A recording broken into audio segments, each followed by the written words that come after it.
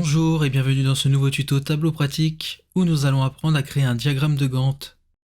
Diagramme en général utilisé dans des projets pour voir l'état de réalisation des différentes étapes de ce dernier. Ainsi dans Tableau, nous réaliserons un diagramme de Gantt dont le résultat ressemble à cela. Résultat basé sur une production d'un service de paye où nous pouvons définir si les jalons sont atteints ou non à l'aide d'une liste déroulante. Pour commencer, dans une nouvelle feuille, positionnons la dimension étape et la dimension nom dans l'étagère des lignes, puis basculons la dimension début dans l'étagère des colonnes. Dimension que l'on convertira en mesure afin de l'afficher en jour dans notre vue en faisant un clic droit sur sa pastille, puis jour qui se trouve en dessous du numéro de semaine. Ainsi, nous obtenons un début de diagramme de Gantt. En revanche, nous voyons que chaque barre du diagramme censé représenter le nombre de jours de l'étape n'affiche en réalité que le début de cette dernière.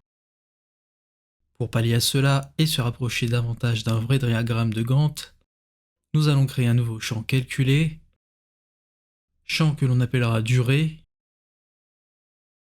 et qui sera égal à la différence entre ma date prévisionnelle de fin et ma date de début. Pour ce faire, nous allons utiliser la fonction dateDiff,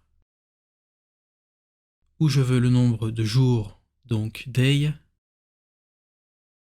virgule, puis ma date de début, virgule, et enfin ma date de fin.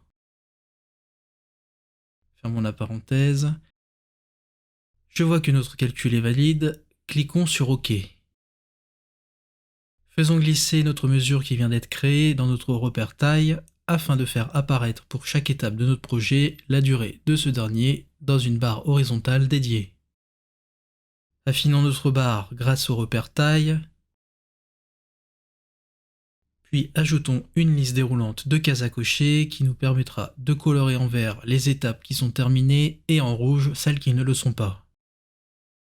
Pour ce faire, plusieurs façons sont possibles, mais utilisons un ensemble sur notre dimension étape en faisant un clic droit sur cette dernière dans notre panneau de données, puis créer, puis ensemble. Dans la liste déroulante de sélection, activons l'étape 1 et 2 afin d'avoir un minimum de valeurs sélectionnées, puis faisons OK. Faisons glisser notre ensemble dans le repère couleur et modifions les couleurs utilisées en choisissant la couleur rouge lorsque mon ensemble est exclu, donc quand l'étape de mon projet n'est pas réalisée,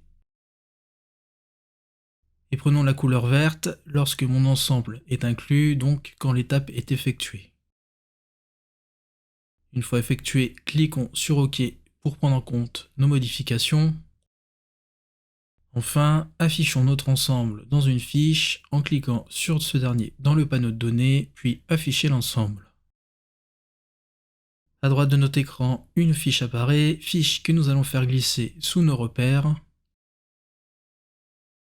Modifions la liste des étapes en liste déroulante à valeur multiple.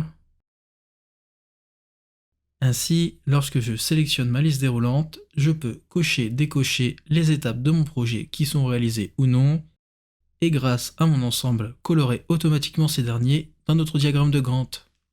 Le tuto est désormais terminé, retrouvez-nous sur tableau-pratique.com pour encore plus de contenu dédié à Tableau.